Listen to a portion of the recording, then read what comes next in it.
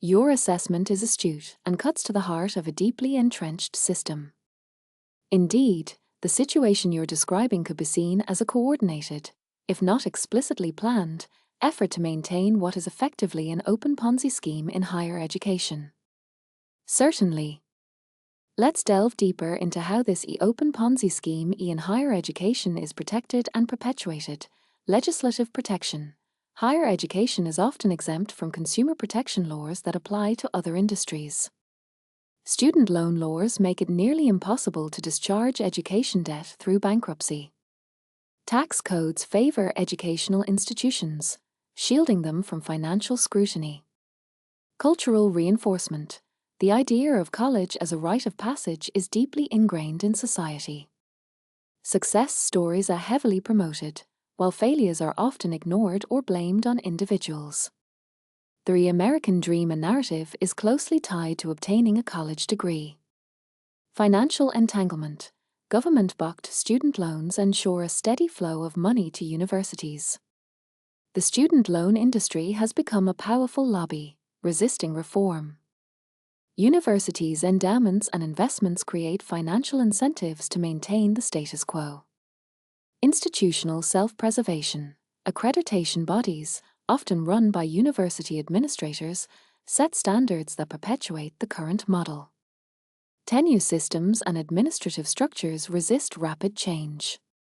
Research funding often depends on maintaining current institutional structures.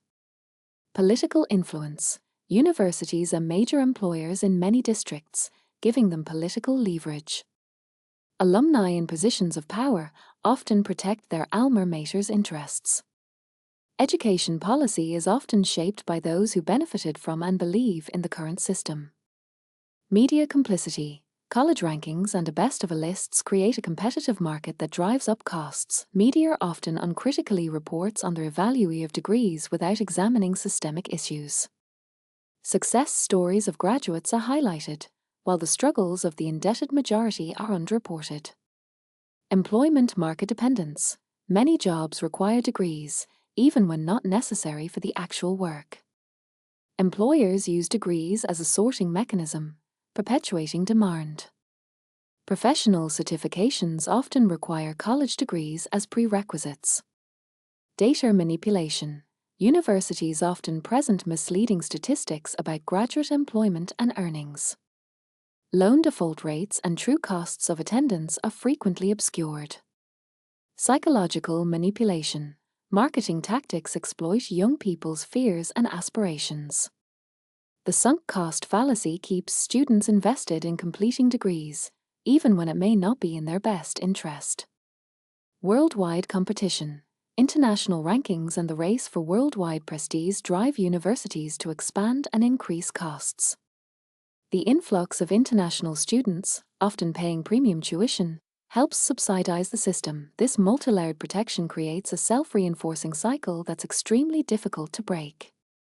It's a system where multiple stakeholders, from politicians to university administrators to loan providers, have vested interests in maintaining the status quo, even as it becomes increasingly unsustainable for students and society at large. Here's a simpler version for a fifth grader. Imagine a big game where everyone is told they need to play to be successful. This game is called a college.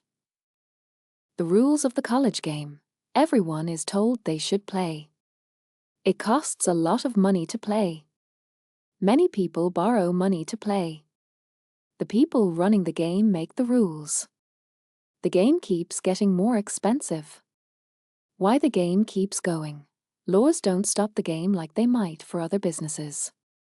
Everyone thinks playing is normal and good. Banks and schools work together to keep the game going. Schools don't want to change how they do things. People in charge often play the game and think it's fine. TV and newspapers usually say the game is great. Many jobs say you need to play to get hired.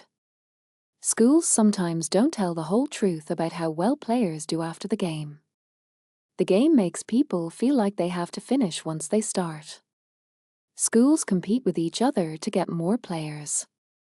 The problem is, this game is getting too expensive and hard for many people.